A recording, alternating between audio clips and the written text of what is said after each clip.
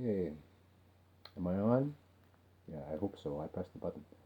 Um, so, speaking of social distancing, for those readers out there, I shouldn't have to provide links for any of these groups, but there are various forums with specific and topical uh, content that are out there.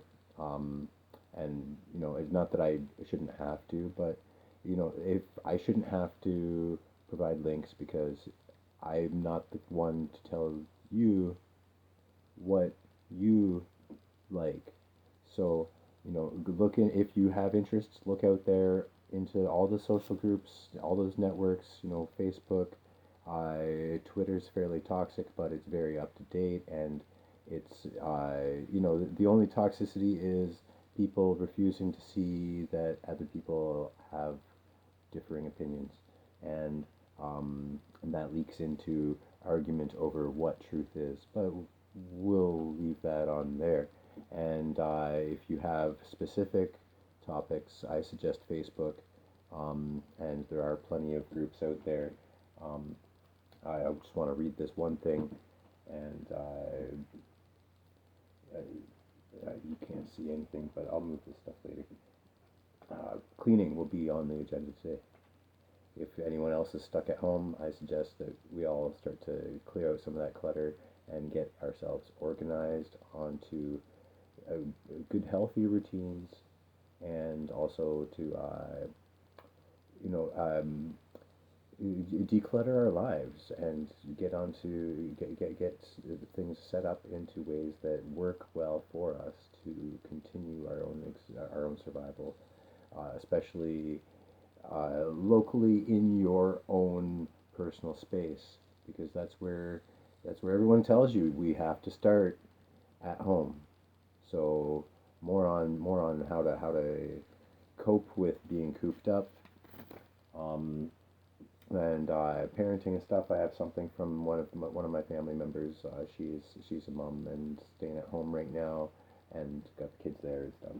But this was when we were talking about the social networking in our family group.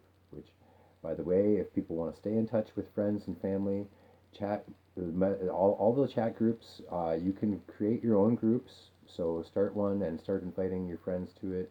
If you want like a little a more private public forum for for people that you all agree with, or that you care about.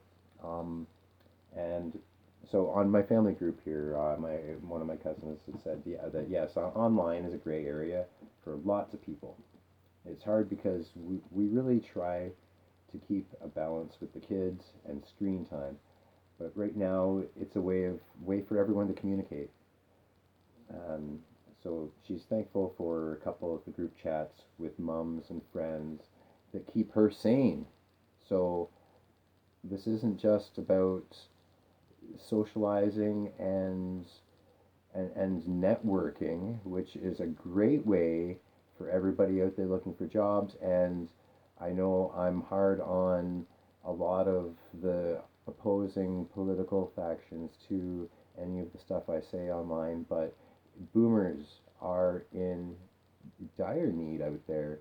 They don't have any work coming in, and they're now complaining because they only get, because of these federal relief funds going out there, and then the province deciding how these funds trickle down to help the individuals. And that was through they get a worse deal than we get in Ontario now. They get $20 less than on welfare recipients, and that is through the company they worked for, because they got the money to distribute among the workers who have had layoffs and job postponement until things pick up. And I'm really sorry that that industry is not thriving the way that everyone thought it may. Well, not everyone. The way that those people that were backing that, and the investors of both money and time and resources, that it's not it has not been working out the way that those campaign promises had said.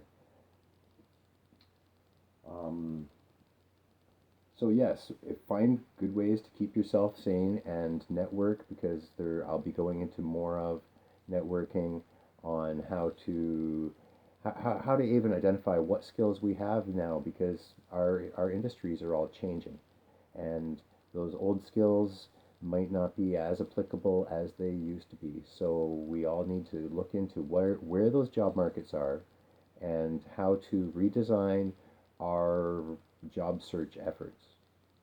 So I'll go into that. I'm not going to show everybody the resume building. I might talk about some of that. I'll definitely cover letters and resumes and that skill identifying, and how that applies to searching online. Uh, but I don't want to bore people with that on this one. This has been more about socializing online, networking, dealing with mental health, and you know, keeping those creative juices flowing in these stagnating social circumstances. So, um, also more about recycling your plastics. Crayola takes back any of these. So when your kids are done with them, or if you're done with them, then wash them, sterilize these before you send them back. But package them up, and Crayola will take them all back and recycle these back into usable products.